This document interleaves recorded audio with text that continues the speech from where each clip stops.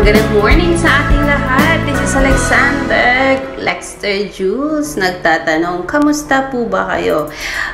Paano ba ang morning nyo? Paano kayo ginising ng Panginoon? Ako po ay well dito sa Dubai. Yes, let's go to our intriga number 1 of the day. Na-intriga po ang mga Kamay flyers. Sino po ba daw ito? Si Brunomayz. Sabi ni Shay, na-intriga talaga ako kung sino tong si Brunomayz.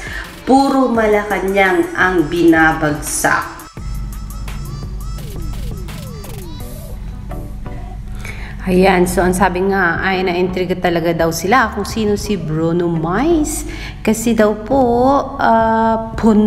puro or panay, Malakanyang ang bagsak. Now, I'm curious as to magkano kaya yung pagbagsak ng isang Malakanyang? Gaano kaya kamahal yan? At na-curious ang mga flyers kung sino nga daw ba itong si Brunomayz.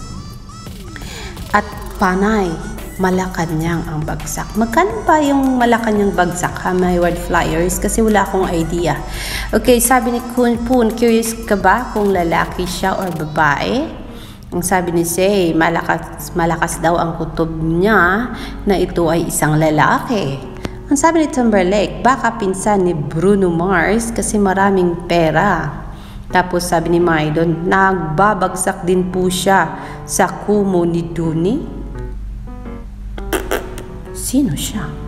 At sabi ni Christy, isuko na yan.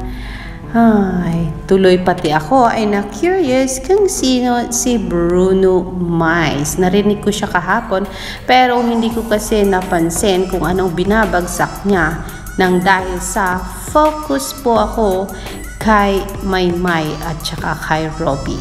So yan lang muna ang ating intriga number 1 of the day. Sino si Brunomayz?